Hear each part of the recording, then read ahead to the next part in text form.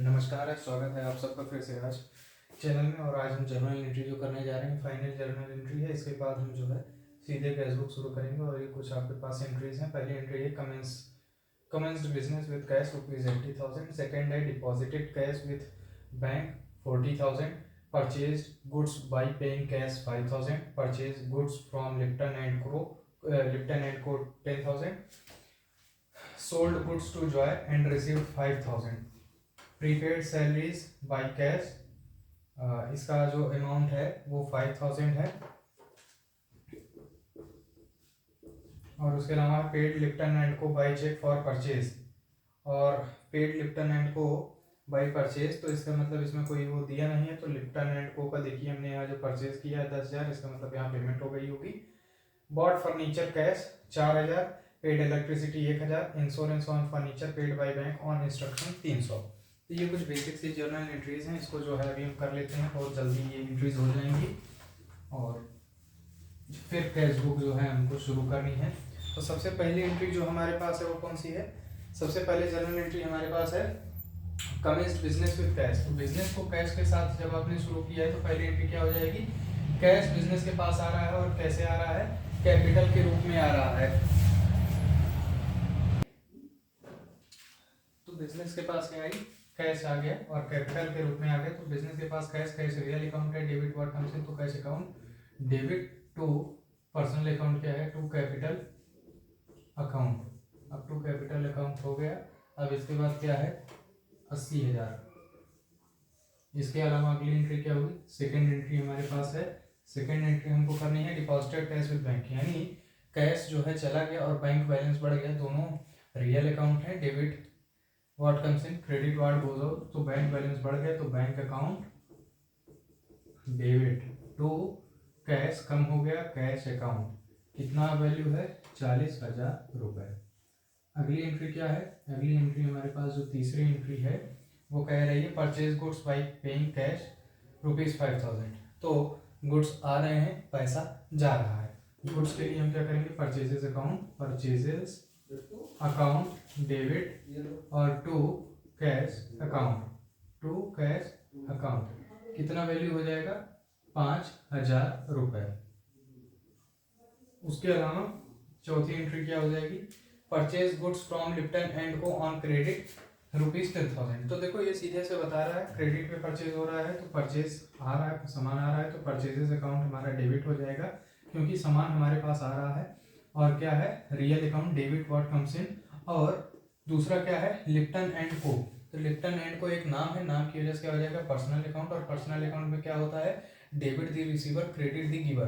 तो यहाँ कौन हमको दे रहा है? लिप्टन एंड को दे रहा है। तो गिवर कौन हो गया? लिप्टन एंड को। तो क्या हो जाएगा? लिप्टन एंड को क्रेडिट हो जाएगा टू लिप्टन एंड को। अब कितना इसकी वैल्यू होगी? 10,000 रुपीज इसकी वैल्यू हो जाएगी। इसके अलावा अगला हमारा जो जर्नल एंट्री है वो क्या होगा? अगली जर्नल एंट्री हमारी जो है वो है sold goods to Joy and received cash ₹11,000। यानी हमने जॉय को सामान बेचा और कैश हमको 11,000 रुपए मिल गए। तो इसका मतलब जॉय से मतलब नहीं है, कैश मिल गए तो कैश ही अल्टीमेटली हमारा है। तो कैश रियल अकाउंट है, कैश हमारे पास आ रहा है, सामान हमारे पास से जा रहा है, तो cash account debit to sales account हो जाएगा। Cash account debit to sales account. और फिर इसकी वैल्यू कितनी है? 11,000 रुपए। छठा paid salaries by cash. Paid salaries by cash, तो हमने सैलरी पेमेंट की है। सैलरी हमारा क्या है? सैलरी हमारा खर्चा है। खर्चा कहाँ है? Nominal account. क्या रूल होगा? Debit all the expenses and losses. और कैश में दिया है, कैश रियल अकाउंट है, पेमेंट कर रहे हैं, कैश जा रहा है, तो क्रेडिट व्हाट गोज आउट। तो ये क्रेडिट हो गया। कितनी हो गया इसका अमाउंट? 5,000 और 5,000 रुपए। अब ये हमारी इतनी एंट्रीज हो गई। अब इसके बाद हमारे पास क्या बचा है? लास्ट की 4 एंट्रीज और बची हैं हमारे पास। तो इन एंट्रीज को हम देखते हैं कैसे हो जाएगा। तो इतनी सारी एंट्रीज हमने देख ली। अब आगे की एंट्रीज देखते हैं। तो आगे एंट्री में कह रहा है paid Lipton and co by cheque for the purchases. तो इसका मतलब हमने लिप्टन एंड को से अभी उधार लिया था सामान, तो लिप्टन एंड को से उधार जो सामान लिया था उसके लिए अब हम चेक से पेमेंट कर रहे हैं। तो लिप्टन एंड को से हमने सामान कितने का लिया था, तो 10,000 का। तो इसका मतलब अब जब हम इनका हिसाब क्लियर कर रहे हैं तो लिप्टन एंड को हम जब ने इन्होंने पैसा दिया था तो लिप्टन एंड को क्रेडिट हुए थे, पर अब इनका हिसाब कर रहे हैं तो जस्ट अपोजिट हो जाएगा। तो लिप्टन एंड को अकाउंट डेबिट टू, अब चेक से पेमेंट कर रहे हैं तो इसका मतलब हमारे बैंक से पैसा जा रहा है। बैंक रियल अकाउंट हमारा, credit what goes out, bank का बैलेंस कम हो रहा है तो टू बैंक अकाउंट। कितना, 10,000 रुपए की हमने परचेज की थी तो 10,000 रुपए यहाँ पे हो जाएगा। उसके अलावा 8वां पॉइंट हमारे पास, 8वां पॉइंट है बॉट फर्नीचर बाय कैश 4,000। अब देखो कैश है और real account, furniture real account, debit what comes in, credit what goes out. आप क्या परचेज कर रहे हो, फर्नीचर परचेज कर रहे हो, फर्नीचर आपके पास आ रहा है और कैश आपके पास से जा रहा है तो फर्नीचर क्या हो जाएगा, डेबिट हो जाएगा। तो furniture account debit to cash account. अब इसकी एंट्री क्या हो जाएगी, 4,000, सॉरी हाँ 4,000 सही है। उसके अलावा 9वां पॉइंट हमारे पास क्या है, paid electricity charges by cash ₹1,000।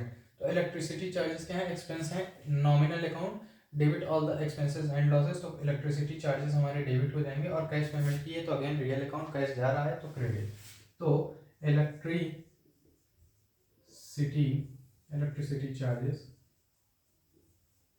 Account debit to cash account, कितना, 1,000 रुपए की हमने पेमेंट की है, 1,000 रुपए और 1,000 रुपए। 10वां पॉइंट हमारे पास क्या है, bank paid insurance premium on furniture as per standing instructions 300। यानी बैंक को हमने इंस्ट्रक्शन दिया था कि मेरे खाते से आप ऑटोमेटिक पैसा काट के और फर्नीचर का इंश्योरेंस कर लो। तो बैंक ने पैसा कहाँ से काटा, हमारे बैंक अकाउंट से। हमारे बैंक अकाउंट से पैसा काटा तो पैसा कहाँ पे कम हुआ, हमारे बैंक अकाउंट में। जब हमारे बैंक अकाउंट में पैसा कम हो गया तो रियल अकाउंट से हमारा क्या है, वैल्यू कम हुई। यानी रियल अकाउंट का हम जो रूल लगाते हैं, क्रेडिट व्हाट गोज आउट। और उसके अलावा इंश्योरेंस प्रीमियम का है, एक प्रकार का खर्चा है, nominal account, debit all the expenses and losses. तो क्या हो जाएगा, insurance account debit to bank account, कितना, 300 और 300। ये आज की जनरल एंट्री थी। अब आगे हम जो है कैश बुक को सीखेंगे, कैश बुक के बारे में पढ़ेंगे। Thank you very much.